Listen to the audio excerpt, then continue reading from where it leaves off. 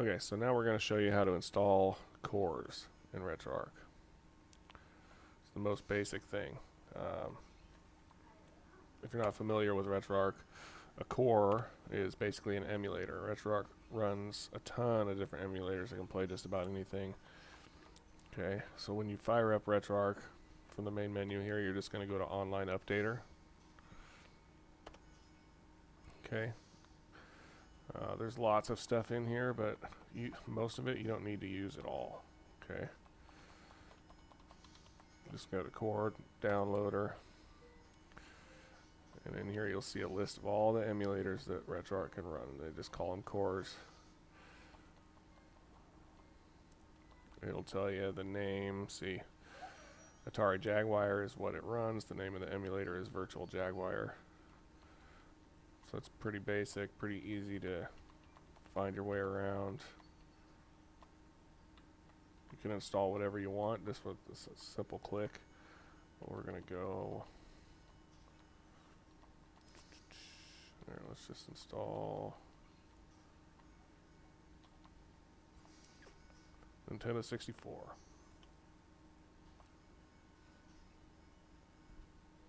Oh, my controller disconnected. Hopefully that doesn't give me any problems. Put it back to port number 3. Oh, still working. Okay, that's good. So I'm just going to click on this, Movement 64 Plus next. Okay. And now the Nintendo 64 emulator is installed. Pretty simple, right? Now to check if you have everything you need for the emulator run, you're going to go to Load Core. Click Load Core. You can see I've got a few others here I loaded. I'm going to load up, or I downloaded. I'm going to load up Movement 64. So now you see down here in the corner it's loaded. Okay.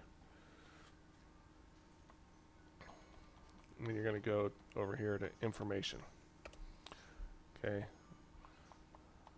See. Then you're going to go to Core Information. It's going to tell you that all the info on the core and what is needed. Okay.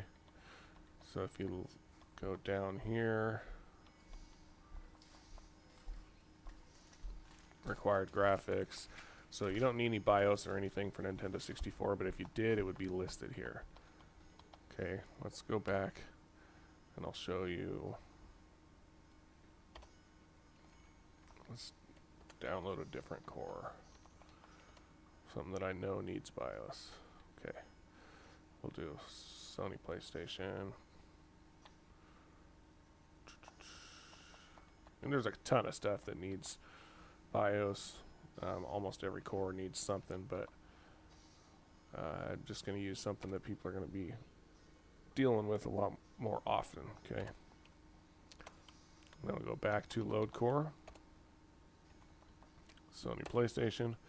Okay, now you can see my PSX core is loaded. I'm going to go to Information, Core Information. Okay, see right here, it tells you all of the BIOS files, okay, that are missing. Let's see, these are optional, PS1 BIOS files. Now, when it says missing optional, I'm not sure why it's not showing these as missing. But at any rate, those are the BIOS that you're looking for. Oh, it's just showing the MD5 down here. Okay. So none of them say required. That must mean this core, PCSX, probably has its own what do they call it? It's oh man, can't think of the word right now, but they're it's a fake BIOS.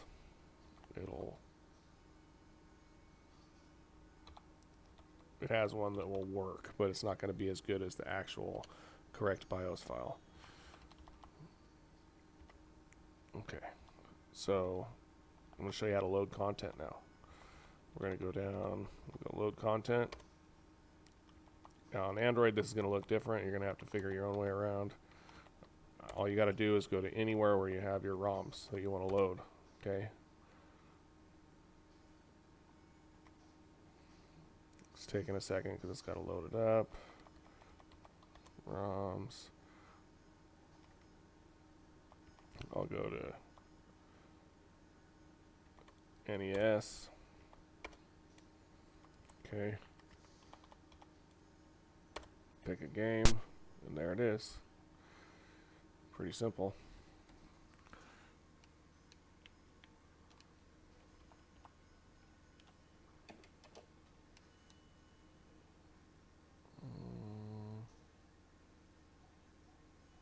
Oh, okay, see, my Xbox controller is working. We configured that in a previous video.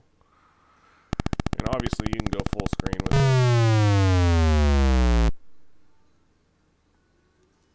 Okay, and I used my hotkey to quit, just like we also did in the controller video. I think that's going to be it. So you can see that it's really not that difficult to set up a controller and install a core and play whatever games you want. The cool thing about Retroarch is that most cores, especially for console systems, you can set up your controller once and it's already ready to go for every core. Now, there's a lot more you can do with Retroarch. You can use it as a front end. You can go and scan your directories and have all your systems pre-set up, but most people use it as a back end on something like Hyperspin, okay, on a front end of your choice.